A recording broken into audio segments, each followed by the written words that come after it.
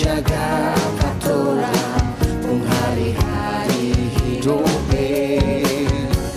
Mari semua berkumpul muliakan nama Tuhan, berdonci deng mari puji Yesus maise sudah kebanyak, sudah kebanyak, sudah kebanyak Tuhan Yesus sudah kebanyak, sudah kebanyak, sudah kebanyak Tuhan Yesus.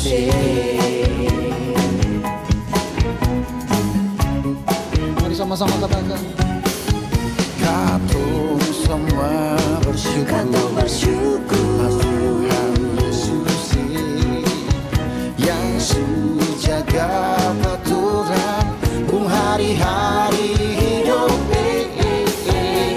Mari semua baku muliakan nama Tuhan, berdonci deng manari puji Yesus maise sudah kebanyak, sudah kebanyak, sudah kebanyak Tuhan Yesus sudah kebanyak, sudah kebanyak, sudah kebanyak Tuhan Yesus. Dan kebanyak lain, dan kebanyak Tuhan Yesus, dan kebanyak, dan kebanyak,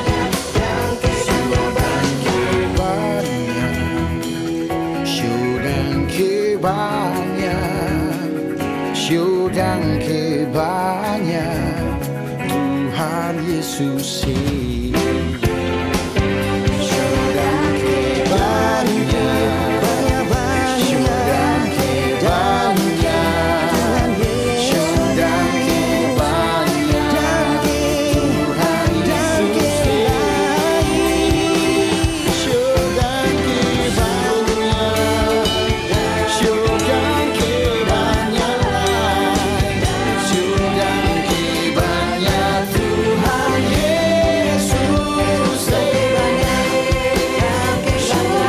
kebanyak Tuhan Yesus kebanyak Tuhan Yesus, dan kebanyak-banyak lain, dan kebanyak Tuhan Yesus.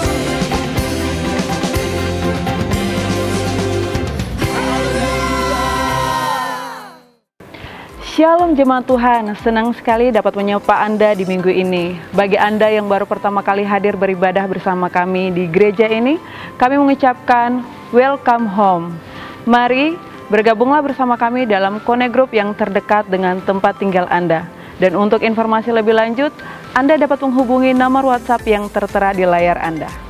Ibadah hari ini akan disertai dengan persembahan bagi Bapak Ibu jemaat Tuhan yang mengikuti ibadah secara online. Anda dapat mengirimkan persembahan di nomor rekening atau men-scan QR Code yang tertera di layar Anda.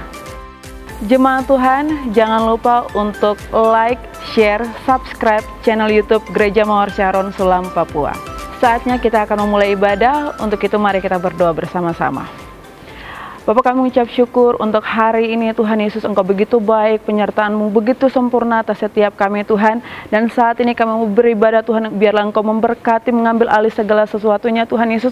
Dan kami percaya Tuhan Yesus ada sesuatu yang kami dapatkan hari ini Bapak. Terima kasih Tuhan Yesus, dan sekarang kami siap untuk beribadah bersama dengan Engkau saat ini. Dalam nama Tuhan Yesus, haleluya, amin.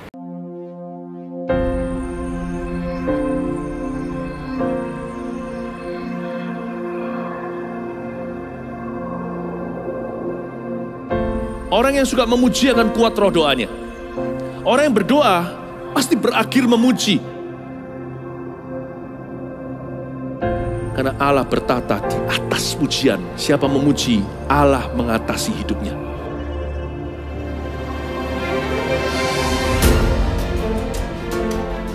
The Year of Praise, tahun pujian, menjadi sebuah petualangan yang tiada dua.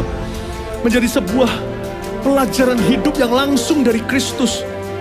Menjadi sebuah pengalaman yang indah. Waktu kita memuji Tuhan, seluruh kerajaan itu berdiri di sampingmu. Waktu kita memuji, seluruh kerajaan Allah dan kereta-keretanya yang tidak kelihatan berkuda dan berapi-api itu berada di kanan kiri. Semakin fisik kita lemah, roh kita semakin memuji Tuhan. Semakin jasmani kita terbatas, semakin rohani kita tidak boleh dibatasi.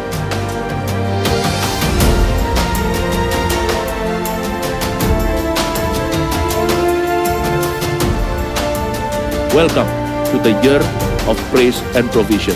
Mari kita mengizinkan Tuhan merajut rancangan yang belum pernah kita bayangkan.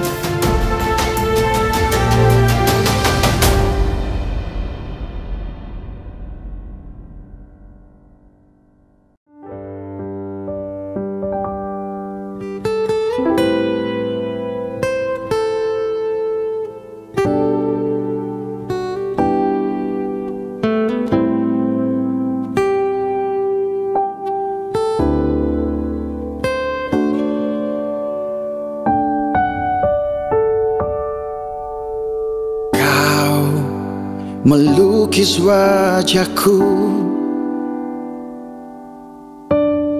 di hadapanmu dan mengukir namaku di telapak tanganmu. Sampai masa tuaku, Kau tetaplah Tuhanku,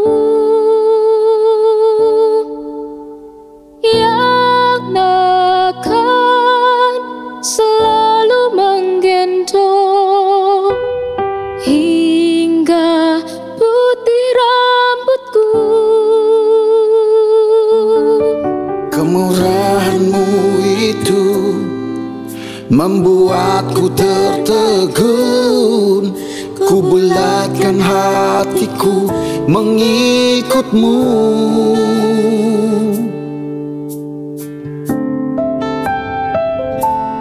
Ku angkat tanganku, Yesus, memuji perbuatan-Mu. Sungguh tiada terukur kasih setia-Mu. Dalam naungan sayap-Mu ku mau terus menyembah-Mu. Kasih-Mu terukir di lubuk hatiku.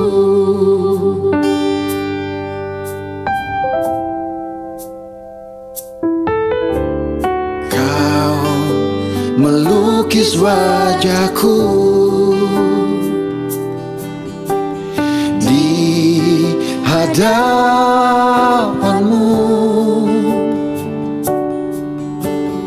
dan mengukir namaku di telapak tangan-Mu. Oh, sampai masa tuaku,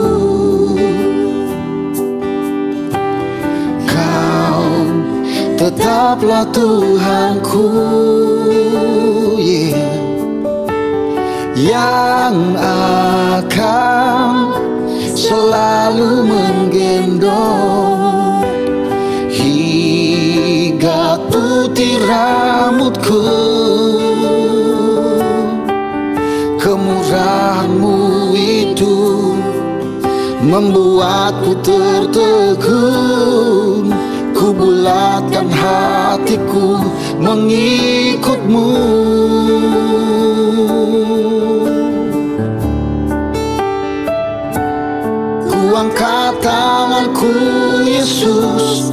memuji perbuatanmu. Sungguh tiada terukur kasih setiamu. Dalam naungan sayapmu ku mau terus menyembahmu. Kasihmu terukir di lubuk hatiku.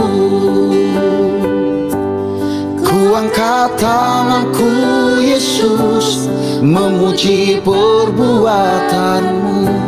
Sungguh tiada terukur kasih setiamu. Dalam naungan sayapmu ku mau terus menyembahmu. Kasihmu terukir di lubuk hatiku.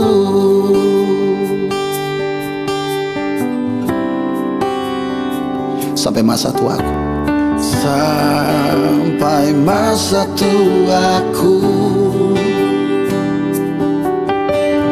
Kau tetaplah Tuhanku, yang akan selalu menggendong hingga putih rambutku. Kemurahan-Mu itu membuatku tertegun. Ku bulatkan hatiku mengikut-Mu.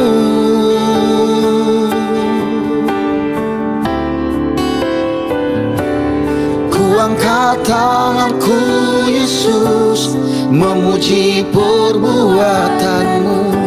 Sungguh tiada terukur kasih setiamu.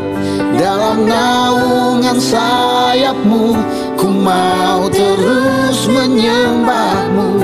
Kasihmu terukir di lubuk hatiku. Ku angkat tanganku Yesus, memuji perbuatanmu. Sungguh tiada terukur kasih setiamu. Dalam naungan sayapmu ku mau terus menyembahmu. Kasihmu terukir di lubuk hatiku. Ku angkat tanganku Yesus, memuji perbuatanmu. Sungguh tiada terukur kasih setiamu. Dalam naungan sayapmu ku mau terus menyembahmu. Kasihmu terukir di lubuk hatiku. Ku angkat tanganku Yesus, memuji perbuatanmu. Sungguh tiada terukur kasih setiamu. Dalam naungan sayapmu ku mau terus menyembahmu. Kasihmu terukir di lubuk hatiku.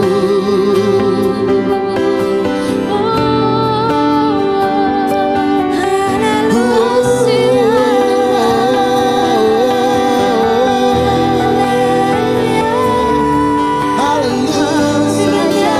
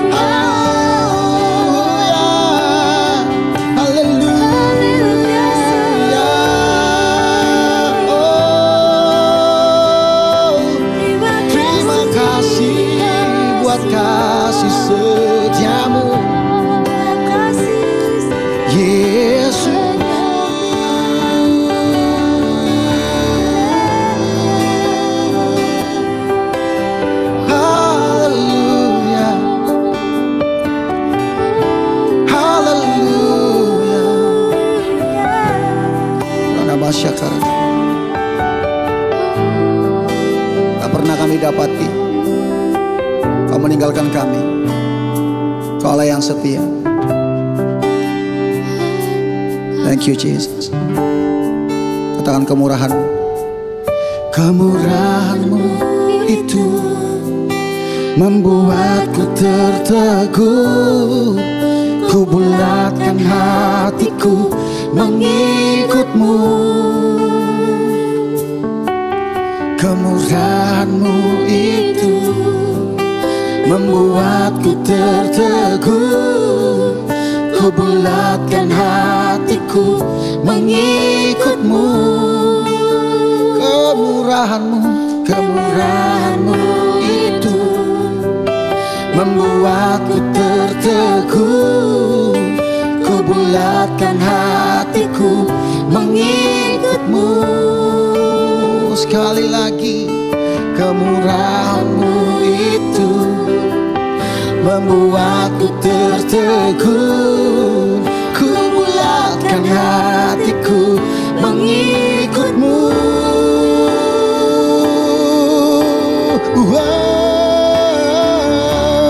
Ku angkat tanganku Yesus, memuji perbuatan-Mu.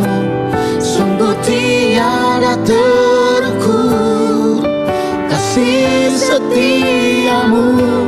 Dalam naungan sayap-Mu ku mau terus menyembah-Mu. Kasih-Mu terukir di lubuk hatiku. Ku angkat tanganku Yesus, memuji perbuatan-Mu. Sungguh tiada terukur kasih setia-Mu. Dalam naungan sayap-Mu ku mau terus menyembah-Mu. Kasih-Mu terukir di lubuk hatiku. Sekali lagi ku angkat tangan. Ku angkat tanganku Yesus, memuji perbuatan-Mu. Sungguh tiada terukur kasih setia-Mu. Dalam naungan sayap-Mu ku mau terus menyembah-Mu. Kasih-Mu terukir di lubuk hatiku. Kasih-Mu terukir di lubuk hatiku. Kasih-Mu terukir di lubuk hatiku.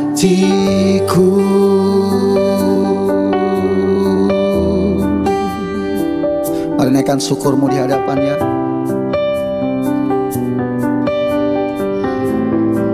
Bermazmur di hadapannya. Sembah Dia,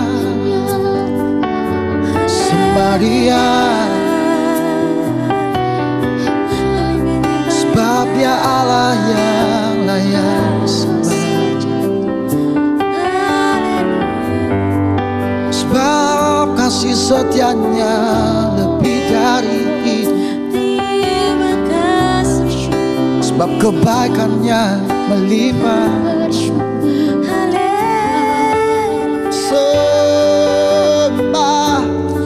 Sembahlah Dia, Yesus, Yesus, Kau layak.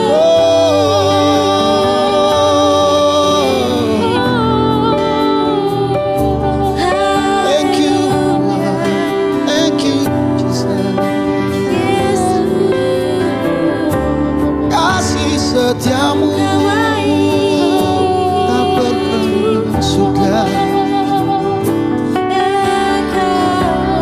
Yesus, nama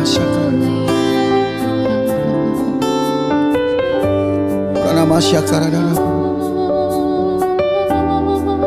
nama syakar, nama syakar.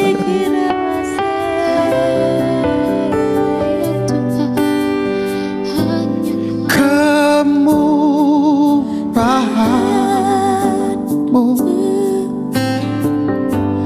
lebih dari hidup.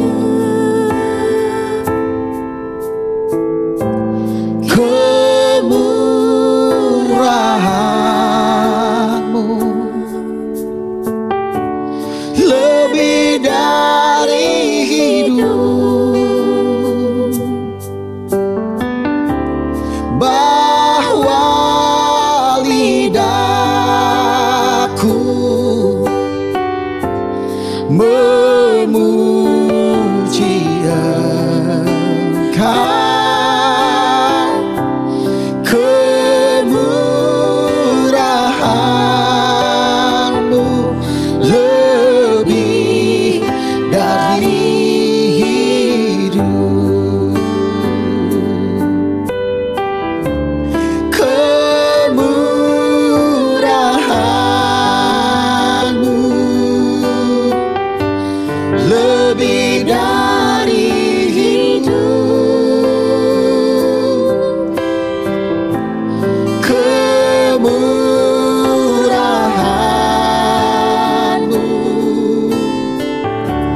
lebih dari hidup, bahwa lidahku memuji Engkau.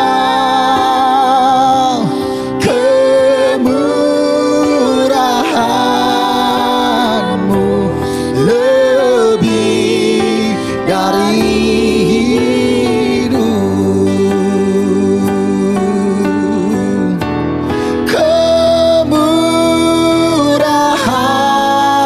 Kemurahan-Mu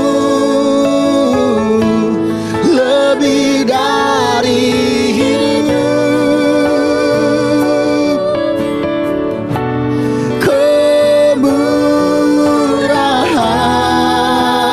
Kemurahan-Mu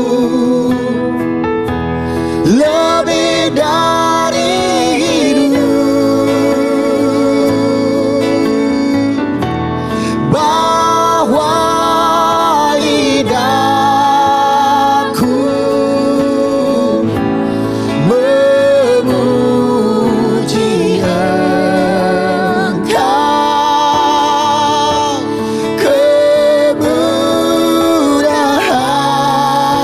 Kemurahan-Mu lebih dari hidup. Kemurahan-Mu, oh, kemurahan-Mu Yesus lebih dari hidup.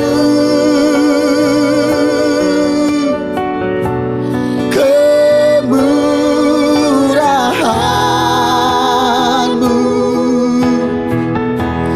lebih dari hidup,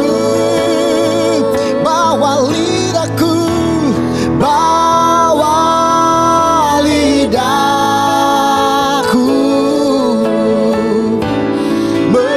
memuji Engkau. Kemurahan-Mu lebih dari hidup.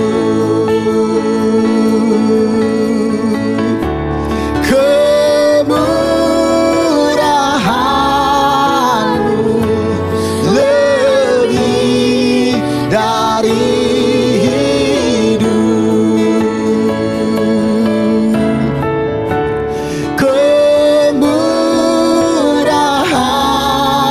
Kemurahan-Mu lebih dari hidup.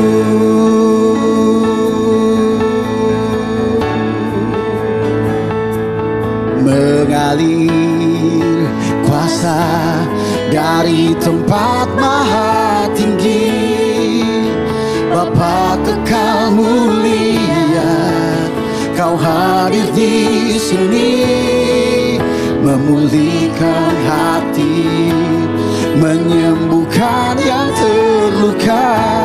Ku kan tenang bersamamu Bapa.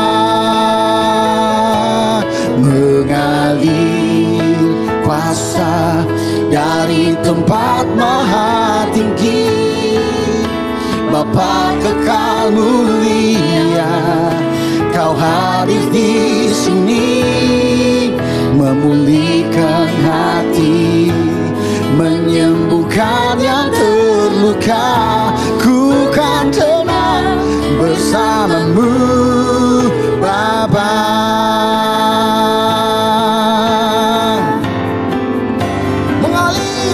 Mengalir kuasa dari tempat maha tinggi, Bapa kekal mulia, Kau hadir di sini, memulihkan hati, menyembuhkan yang terluka.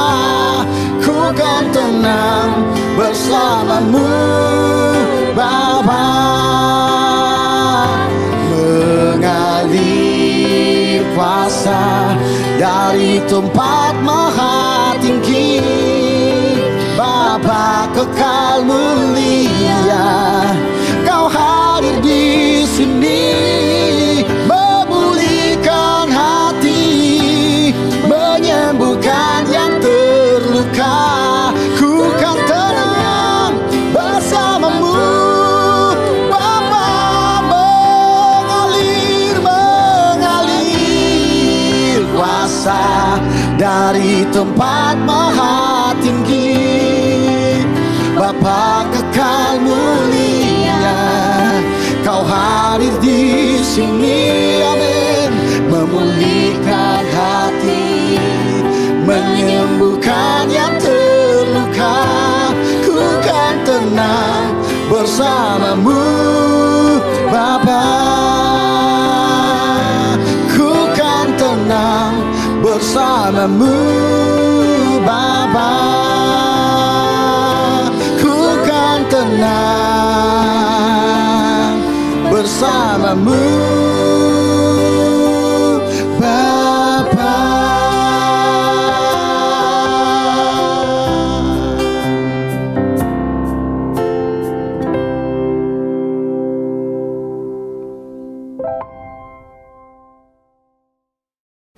Shalom Bapak Ibu yang terkasih dalam Tuhan. Sebentar lagi kita akan mendengarkan firman Tuhan. Untuk itu mari bersama-sama kita berdoa. Bapa di sorga, kami mengucap syukur sebab cinta kasih-Mu senantiasa baru setiap hari. Terima kasih untuk hari ini karena kami percaya penyertaan Tuhan tetap hadir dalam kehidupan kami. Untuk melewati masa-masa sukar bahkan masa baik, untuk kami tidak melupakan Tuhan dalam segenap kehidupan kami Tuhan.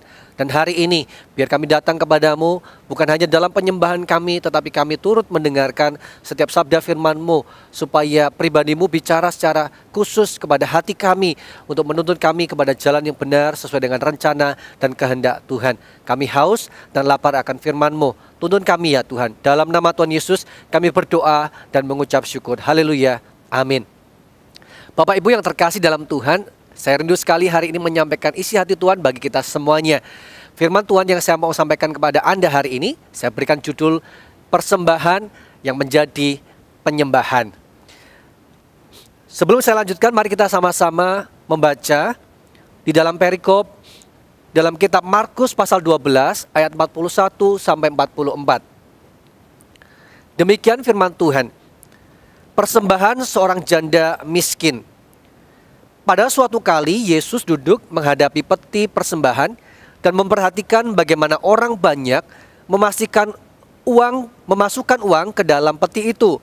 Banyak orang kaya memberi jumlah yang besar. Lalu datanglah seorang janda yang miskin dan ia memasukkan 2 peser, yaitu 1 duit.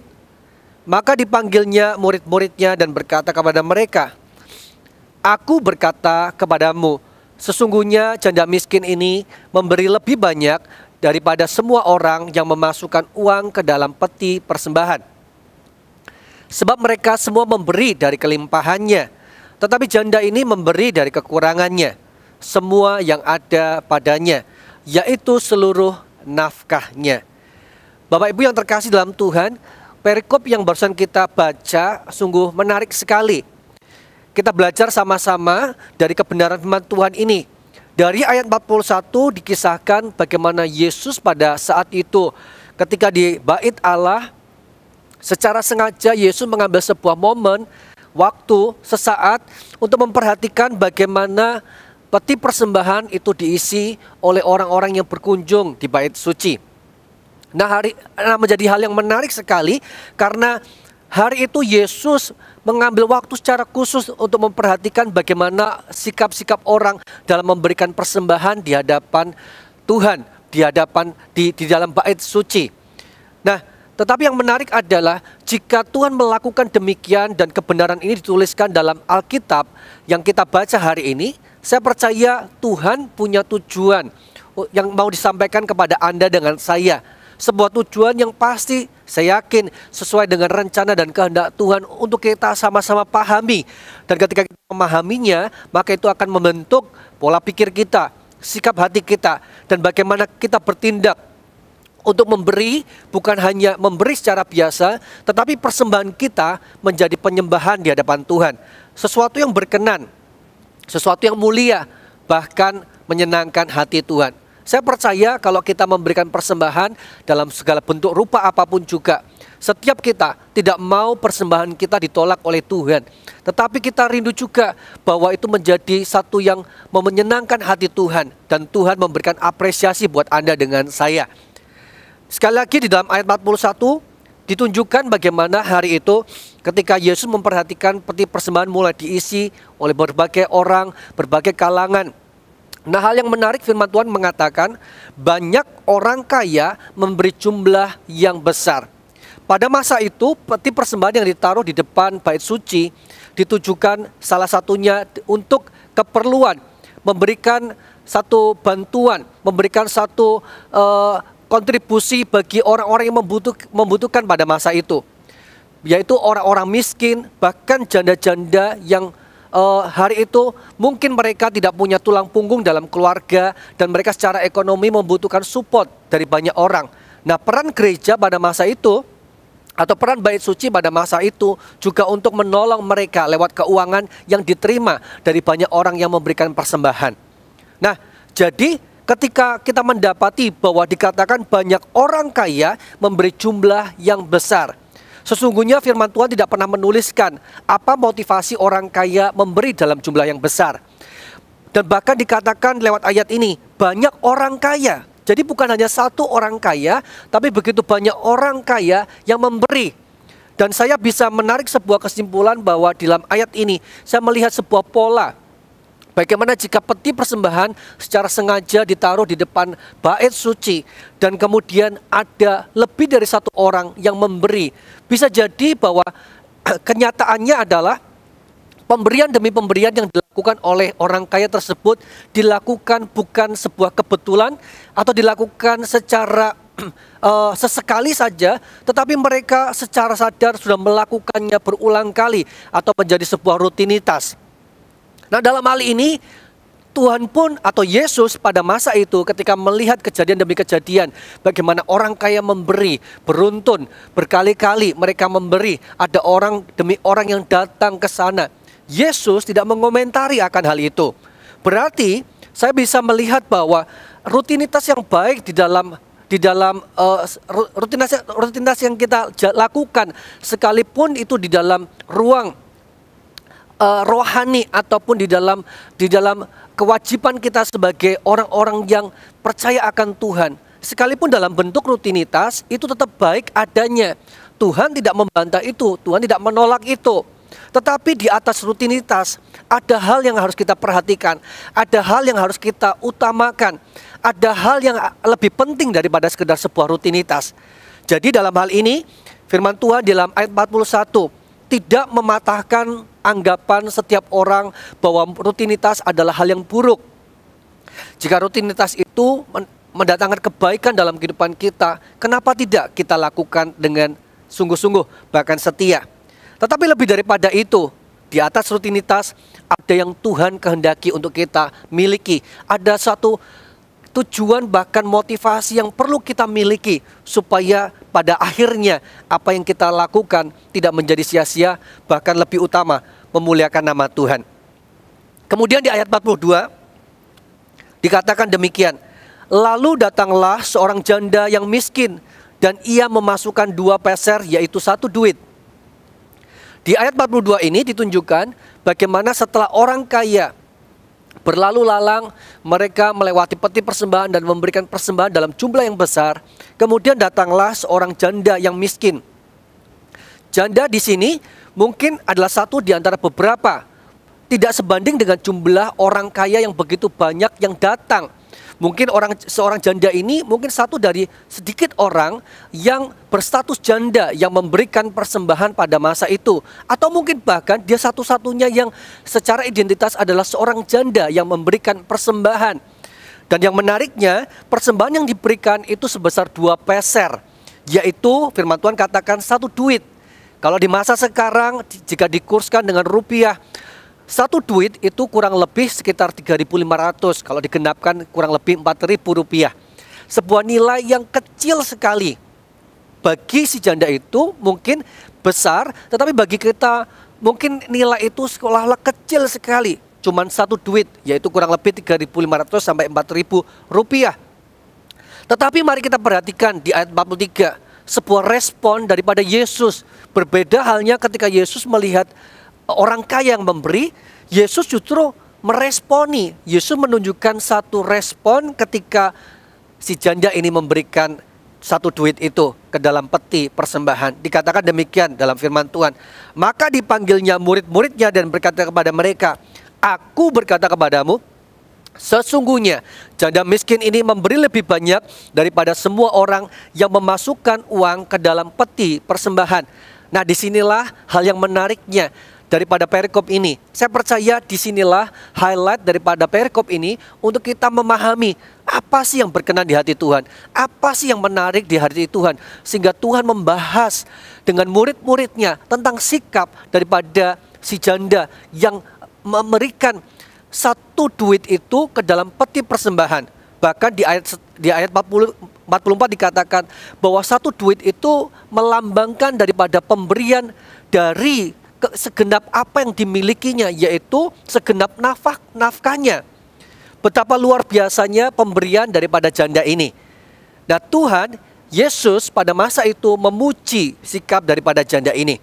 Nah, inilah yang menjadi pokok utama dari pemberitaan saya juga pada Anda semuanya, dan saya percaya ini akan memberkati kita semuanya. Bagaimana kita bisa memposisikan diri seperti seorang janda ini, yang persembahannya diterima di hadapan Tuhan sebagai persembahan yang bukan sekedar rutinitas, bukan hanya persembahan yang biasa, tetapi saya percaya ini berubah menjadi penyembahan yang memuliakan nama Tuhan. Janda seperti kita ketahui adalah seorang yang kehilangan suaminya, seorang yang digambarkan, seorang suami yang digambarkan sebagai tulang punggung dalam keluarga. Seorang yang selama ini menafkahi, seorang yang bekerja untuk mensupport istri dan anak-anaknya. Dan kita tahu ketika tulang punggung itu tiada, maka segala sesuatu dibebankan kepada istri atau seorang janda yang kehilangan suaminya. Di posisi ini, janda ini bukanlah janda yang kaya, tetapi janda yang miskin. Jadi sudah kehilangan tulang punggungnya, tetapi dan sekaligus status ekonominya dalam keadaan yang kekurangan atau keterbatasan. Tetapi ternyata itu tidak menghalangi sikap seorang janda ini untuk punya kepedulian. Ketika dia tahu bahwa peti persembahan ditaruh di hadapan rumah Tuhan, apa yang dia responi adalah memandang peti persembahan itu seolah-olah bukan semata-mata dia yang membutuhkan peti persembahan itu, tetapi ada dorongan dalam batinnya yang menggerakkan dia untuk justru mengulurkan tangan dan memberikan persembahan itu. Nah, saya percaya gerakan-gerakan ini, motivasi seperti inilah yang mendorong daripada janda ini dan juga membuat dia melakukannya dengan penuh sukacita. Dia memberikan apa yang berarti bagi dia. Nah, dalam hal ini apa yang kita bisa simpulkan dari seorang sikap janda yang kemudian menarik perhatian Yesus ini? Bagaimana kita memiliki persembahan yang menjadikan penyembahan? Belajar dari seorang janda yang memberikan persembahan ini, hal yang pertama yang kita bisa pelajari adalah seperti ini. Kita harus mempunyai sikap bahwa memberi haruslah dengan yang namanya pengorbanan. Memberi haruslah disertai dengan yang namanya pengorbanan. Kalau saya bisa mendefinisikan apa itu pengorbanan, maka memberi dengan pengorbanan itu berarti memberi dari apa yang berarti bagi Anda dan apa yang berarti bagi Tuhan. Bapak Ibu, kalau kita memperhatikan dalam perikop ini, kita mendapati sebuah perbandingan, salah satunya adalah bukan hanya tentang status si kaya dengan si miskin, tetapi juga perbandingan antara jumlah pemberian daripada si kaya dan juga jumlah pemberian daripada si miskin. Tetapi dalam hal ini Tuhan justru menerima, Tuhan justru menyambut pemberian daripada si janda ini. Dan yang menariknya bagi Yesus menyimpulkan bahwa pemberian si janda ini itu justru lebih besar.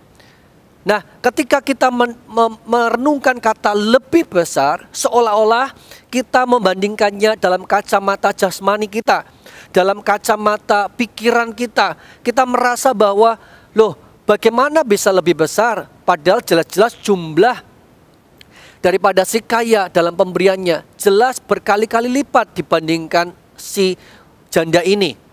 Tetapi ternyata inilah kebenarannya, bahwa hukum rohani, bahwa hukum kerajaan Tuhan berbeda dengan hukum dunia ini. Apa yang dipandang dunia ini besar belum tentu besar di hadapan Tuhan. Apa yang dipandang dunia ini kecil belum tentu kecil di hadapan Tuhan. Nah, disinilah sebagai orang percaya kita perlu sinkronkan. Kita perlu samakan persepsi kita. Kita perlu samakan kacamata rohani kita dengan kerajaan Tuhan, sehingga kita tidak salah. Nah, dalam hal ini, kalau kita mau memberi dengan pengorbanan, maka kita perlu belajar daripada janda itu.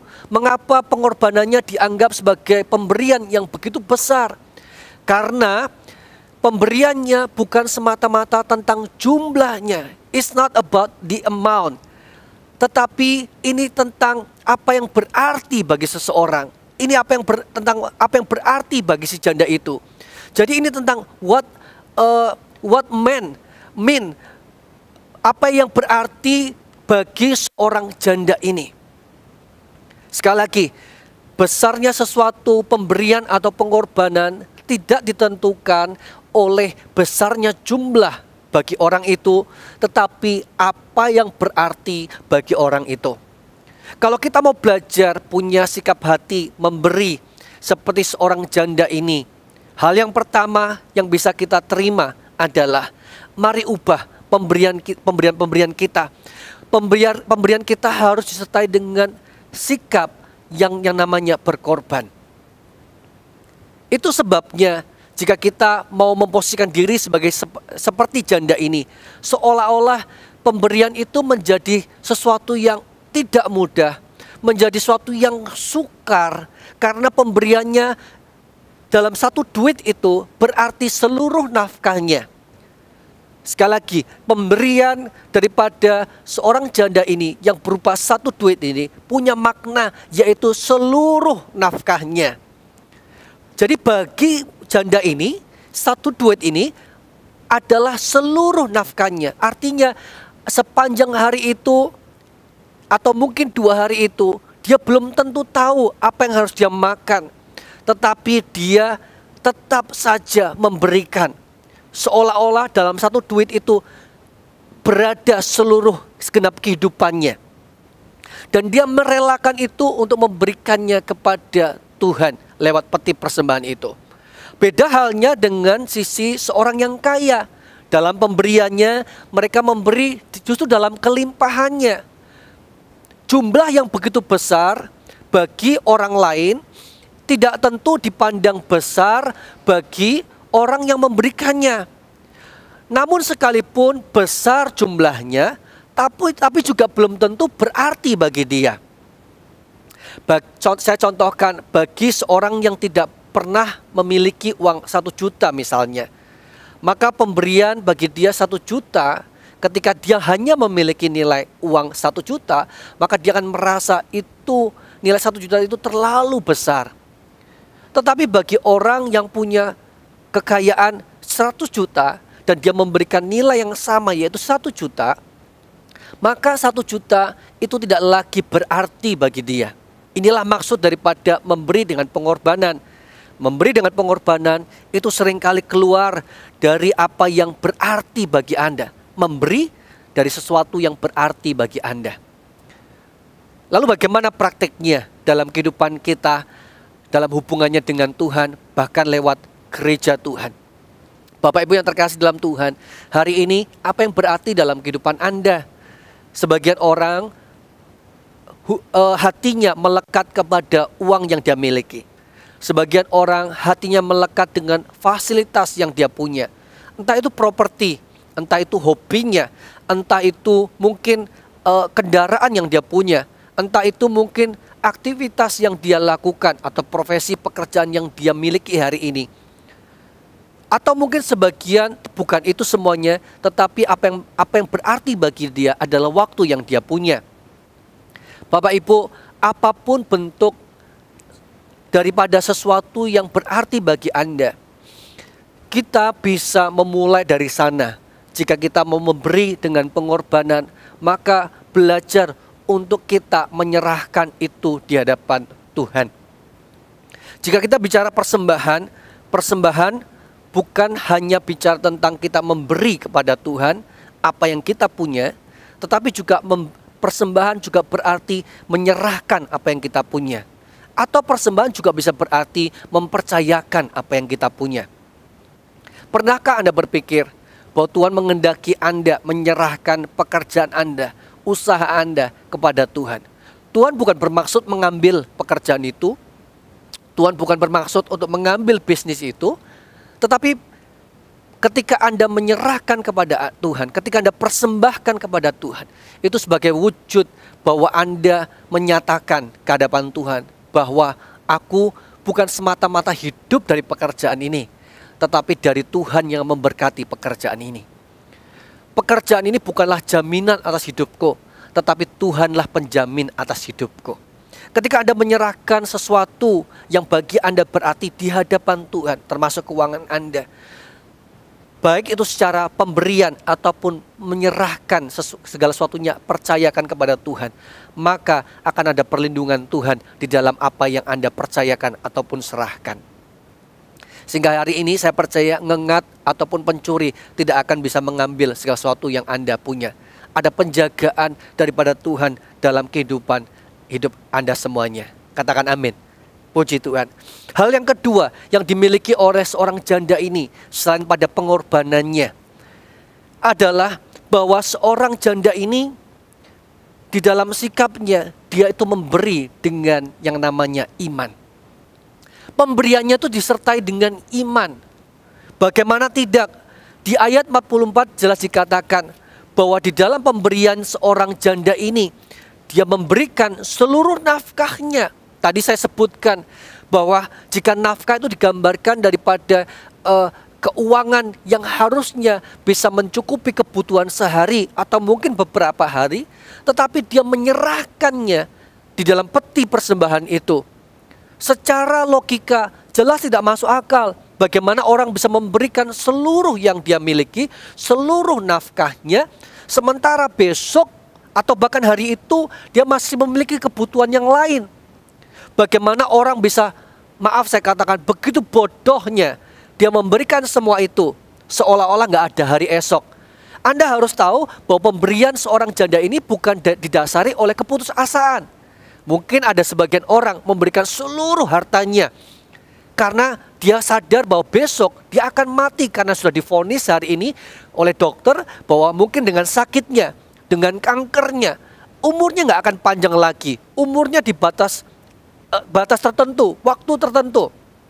Dia akan meninggal, dia akan tiada meninggalkan dunia ini. Nah, mungkin beberapa orang yang divonis dengan keadaan yang demikian, dia sudah mengira bahwa dia nggak akan hidup sampai waktu yang akan lama, sehingga biasanya dia merencanakan untuk mewariskan seluruh hartanya. Tetapi konteksnya pada saat ini yang kita baca, si janda ini bukan di tengah keputusasaannya. Si janda ini memberikan seluruh nafkahnya bukan karena dia akan mati besok, tetapi dia memberikan seluruh nafkahnya dengan disertai iman percaya bahwa dia akan hidup besok. Kepada siapa dia itu percaya? Kepada Tuhan yang punya bait suci itu. Kepada Allah yang hidup. Kepada Allah yang kaya. Kepada Allah yang sumber daripada segala kekayaan di dunia ini. Tuhan adalah pribadi yang luar biasa. Dia hidup dan dia ada berada di tengah kita semuanya. Janda ini mempercayai Tuhan. Janda ini percaya kepada Allah yang hidup. Dan firman-Nya berkata dalam kitab Maleakhi 3 ayat 10. Sebuah ayat yang luar biasa dikatakan demikian. Bawalah seluruh persembahan persepuluhan itu ke dalam rumah perbendaharaan, supaya ada persediaan makanan di rumahku, dan ujilah aku.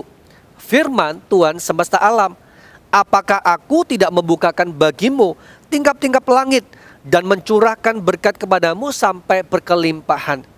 Bapak Ibu Saudara sekalian, dalam ayat ini ada sebuah statement yang luar biasa. Seolah-olah dia Allah kita menantang kita untuk mempercayai dia dan menguji dia. Perkataannya begitu gamblang sekali. Dikatakan, ujilah aku. Firman Tuhan, semesta alam. Apakah aku tidak membukakan bagimu tingkap-tingkap langit dan mencurahkan berkat kepadamu secara berkelimpahan? Bagi beberapa orang sukar untuk mempercayai Tuhan. Tetapi Tuhan tetap memberikan kasih karunia. Jika Anda belum terlalu percaya, Dia justru menantang Anda. Ujilah Tuhan. Ujilah Tuhan. Apakah Dia tidak akan pegang kata-katanya? Apakah Dia tidak akan menggenapi firman yang diucapkannya, yang dituliskannya buat Anda dengan saya? Bahwa tingkap langit akan terbuka. Bahwa berkatnya akan dicurahkan. Sebab itu ketika kita datang kepada Tuhan, menyerahkan diri kita kepada Tuhan, menyerahkan persembahan kita di hadapan Tuhan, setidaknya kita punya sebuah keyakinan. Jika sulit bagi kita untuk mempercayai Tuhan, percayailah sifat Tuhan. Jika sulit untuk mempercayai sifat Tuhan, percayalah perbuatan-perbuatan Tuhan. Apa yang sudah pernah dilakukan, Tuhan lakukan dalam hidup Anda. Atau apa yang Tuhan sudah pernah lakukan bagi kehidupan orang-orang lain. Biar itu yang menggerakkan kita untuk punya motivasi dari dalam. Untuk percaya bahwa dalam apa yang kita lakukan, bahwa dalam pemberian-pemberian kita, bahwa dalam persembahan kita, Tuhan tidak pernah tinggal diam. Firman-Nya juga berkata, apa yang kita tabur pasti kita tuai pada waktunya. Biar Tuhan mengatur waktunya bagi hasil tuaian yang Anda akan terima. Dan bukan kita yang mereka-reka waktunya kapan harus terjadi. Tetapi bagian kita adalah memberikan respon. Jika ini waktunya untuk memberi, berilah yang terbaik. Berilah dengan sukacita. Berilah dengan sukarela. Berilah dengan iman percaya bahwa Tuhan itu dapat dipercaya dan dapat diandalkan. Milikilah sikap yang mempercayai. Firman Tuhan berkata dalam Filipi 4 ayat 19, Allahku akan memenuhi segala keperluanmu menurut kekayaan dan kemuliaannya dalam Kristus Yesus. Sebuah ayat yang dituliskan oleh seorang Paulus ketika dalam peristiwa yang kurang lebih serupa, yaitu ketika seorang Paulus dalam kondisi terpenjara. Dia mengirimkan surat kepada jemaat di Filipi, bagaimana seorang Paulus dalam keterbatasannya tetap diperhatikan oleh jemaat Filipi. Dan luar biasanya dikatakan dalam perikop itu, bagaimana jemaat Filipi justru dalam kekurangannya pun mereka tetap peduli kepada Paulus dan hamba-hamba Tuhan yang lain. Dan mereka mengirimkan pemberiannya. Mereka mengirimkan persembahannya untuk mensupport kebutuhan jasmani daripada seorang Paulus. Dan disinilah Paulus menyatakan sebuah firman, suara dari Tuhan, yaitu apa? Allahku akan memenuhi segala keperluanmu menurut kekayaan dan kemuliaannya dalam Kristus Yesus. Maukah ketika Anda percaya kepada Tuhan, Anda bukan hanya percaya bahwa pemberian Anda diurapi Tuhan, tetapi di dalam Tuhan Dia layak dipercaya bahwa Dia adalah pribadi yang kaya. Dia adalah pribadi yang mulia. Dia yang punya langit dan bumi ini. Jika segala sesuatu bisa dijadikan lewat firman-Nya, maka percayai firman-Nya yang sanggup memberikan sesuatu dalam hidup Anda, menyediakan yang terbaik yang hari ini, bahkan di luar apa yang Anda bayangkan dan pikirkan. Maukah Anda percaya dengan mengubah sikap kita ketika kita datang kepada Tuhan dan membawa persembahan itu, tapi bukan hanya membawa, tapi menyertainya dengan iman, percaya. Katakan amin.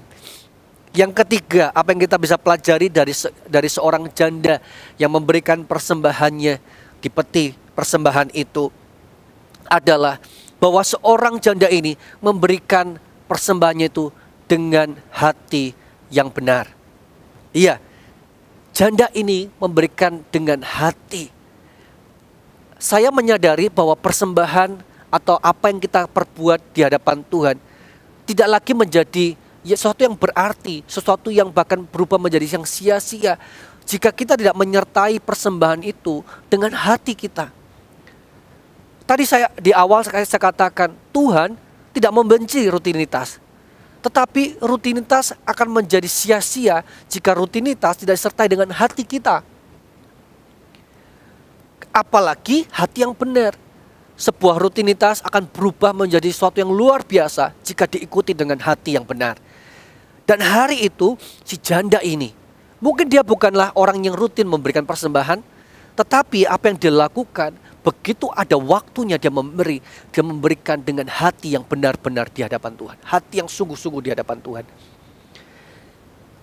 Dan hati yang sungguh-sungguh itu menunjukkan apa di dalam kehidupan kita semuanya. Ketika orang justru memberi dengan disertai hati yang benar, maka itu akan menunjukkan hal yang pertama, yaitu prioritas di dalam hidupnya. Seorang janda ini memberikan satu duit yang adalah seluruh nafkah. Seolah-olah itu menggambarkan bahwa di dalam pemberiannya, dia menganggap pemberian yang diberikan kepada Tuhan, dia menghargai Tuhan sebagai prioritas yang pertama. Dia menempatkan Tuhan di atas kebutuhannya. Dia menempatkan Tuhan di atas nafkahnya. Dia menempatkan Tuhan lebih dulu, bahkan di atas kepentingan keluarganya. Tidak disebutkan janda itu punya berapa anak.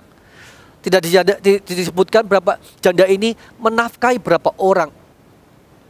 Tetapi dia tahu bahwa di momen itu,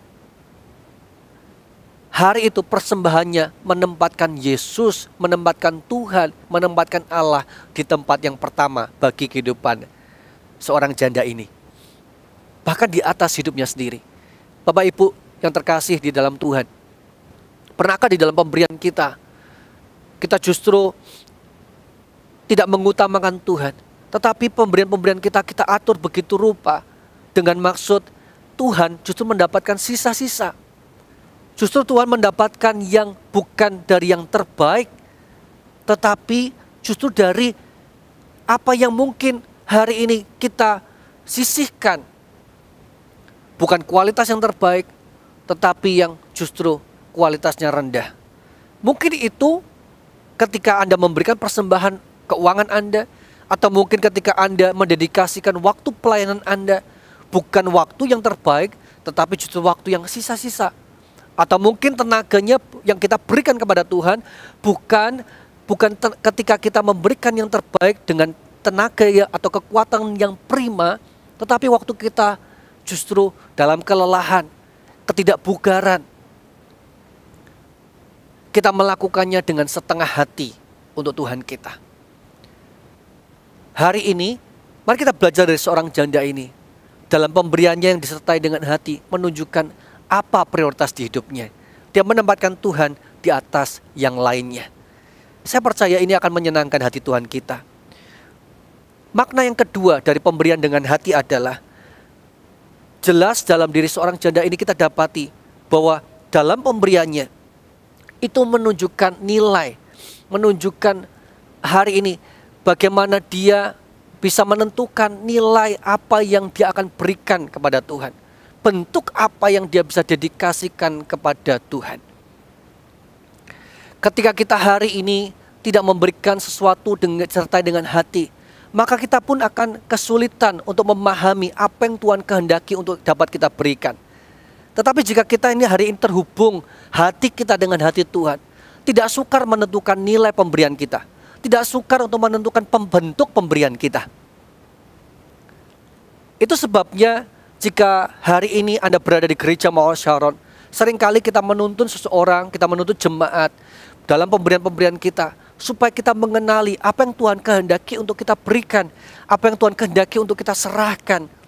Semuanya dengan maksud supaya kita memberi dengan tujuan yang tepat, precise, presisi, efektif dalam kerajaan Tuhan. Bukan dengan maksud kita itu hari dikotak-kotakan dalam pemberian kita, bukan. Tetapi saya tahu di dalam visi misi dalam sebuah gereja, masing-masing gereja punya kebutuhannya sendiri-sendiri. Dan jika kita memahami hati Tuhan, karena kita memberi dengan hati kita, maka Tuhan akan memberikan ketajaman, kepekaan untuk kita memberi justru dengan nilai dan bentuk yang tepat sesuai dengan yang dibutuhkan. Dan hari itu seorang janda ini, dia tahu hari itu dia bisa memberikan hal yang lain untuk dibawa ke rumah Tuhan. Dia bisa membawa hal yang lain selain daripada satu duit itu. Karena satu duit itu yang mungkin satu-satunya yang dia punya. Tetapi dia juga punya hal yang lain di rumah sana. Tetapi Tuhan tidak menghendaki membawa yang lain itu. Tapi jelas hari itu Tuhan menghendaki hari itu menuntun janda ini untuk memberikan apa yang dia punya saat itu. Yang berikutnya, ketika si janda ini memberikan dengan hati, ini menunjukkan bahwa seorang janda ini mengerti bagaimana dia memberikan penghargaan kepada bait suci, memberikan penghargaan kepada Tuhannya.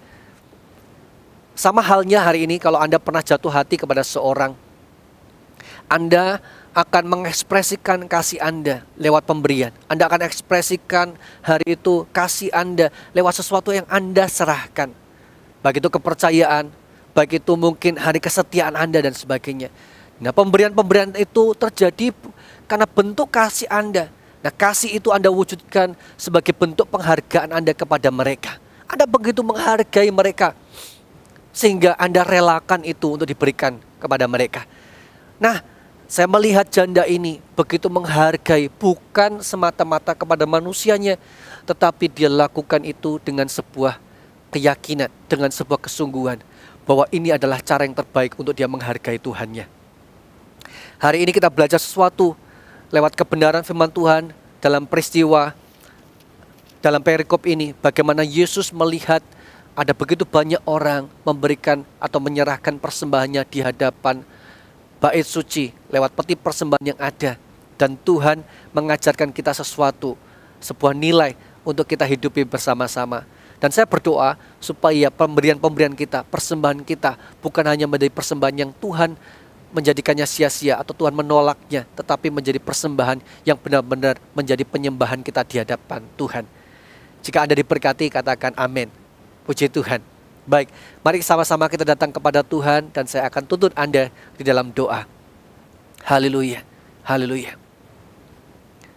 Bapa di sorga, kami mengucap syukur karena hari ini kami belajar tentang sebuah nilai Tuhan dalam kerajaan Allah, bahwa sesungguhnya apapun bentuk penyembahannya, persembahan yang kami bawa ke hadapan Tuhan, Tuhan hari ini dengan segala maksud yang baik dalam diri kami, Tuhan tidak akan menolaknya.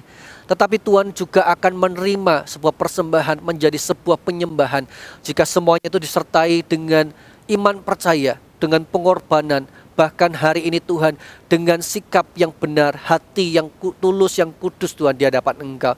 Tuhan, kami mau belajar bukan hanya melakukan pemberian persembahan kami seperti layaknya orang kaya yang datang secara rutin untuk memberi, bahkan dalam jumlah yang besar, tapi terjebak dalam sebuah rutinitas.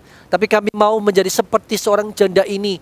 Justru sekalipun Tuhan kami nggak rutin, tetapi sekali kami memberi, kami itu lahir Tuhan daripada hati kami sebuah ketulusan, sebuah totalitas, sebuah penghargaan yang besar, karena kami tahu Tuhan itu layak dipermuliakan, bahwa Tuhan itu berkenan dalam pemberian-pemberian yang terbaik kami, dalam pemberian yang didasari hati yang tulus kami Tuhan. Sebab itu Tuhan, hari ini Tuhan koreksi kami, Tuhan tuntun kami Tuhan kepada jalan kebenaran-Mu, supaya kami terus memahami Tuhan apa yang menjadi isi hati-Mu dan apa yang berkenan di hadapan-Mu Tuhan. Kami hari ini bersyukur karena kami percaya Tuhan, setiap firman yang ditaburkan tidak ada yang gugur menjadi sia-sia. Biar firman ini Tuhan memerdekakan kami dari cara pandang yang salah, dari sikap hati yang tidak benar. Terima kasih Bapa, meteraikan firman-Mu tinggal dalam kehidupan kami hari ini bahkan sampai selama-lamanya. Amin. Puji Tuhan. Bapak Ibu Saudara yang terkasih dalam Tuhan, tiba waktunya kita akan memberikan persembahan. Untuk itu mari persiapkan persembahan kita, dan bagi Anda yang mau memberikan persembahan lewat secara online, Anda bisa mengirimkan persembahan Anda lewat transfer sesuai dengan nomor rekening yang tertera di dalam layar kaca Anda. Anda juga bisa scan QR code yang tertera di layar kaca. Baik, mari bersama-sama kita satukan hati kita dan kita akan berdoa untuk persembahan yang kita berikan kepada Tuhan. Haleluya. Tuhan Yesus, kami bersyukur karena hari ini kami beroleh satu kesempatan untuk menyerahkan Tuhan persembahan kami dan juga Tuhan perpuluhan kami.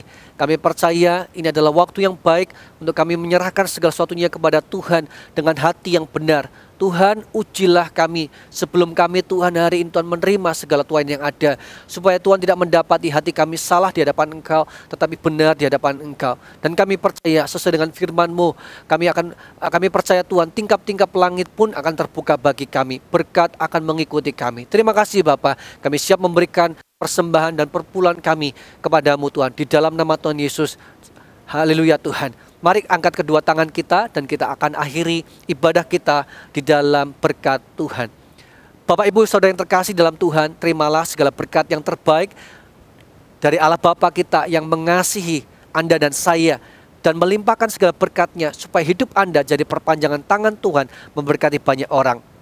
Terimalah juga penyertaan daripada Tuhan Yesus Kristus yang hadir buat hidup Anda, sehingga Anda tidak seorang diri, tidak kesepian, tetapi Tuhan menyertai. Terimalah juga persekutuan yang manis dengan Roh Kudus baik hari ini sampai selama-lamanya. Dan setiap Anda yang diberkati sama-sama katakan amin. Sampai jumpa, Tuhan Yesus memberkati.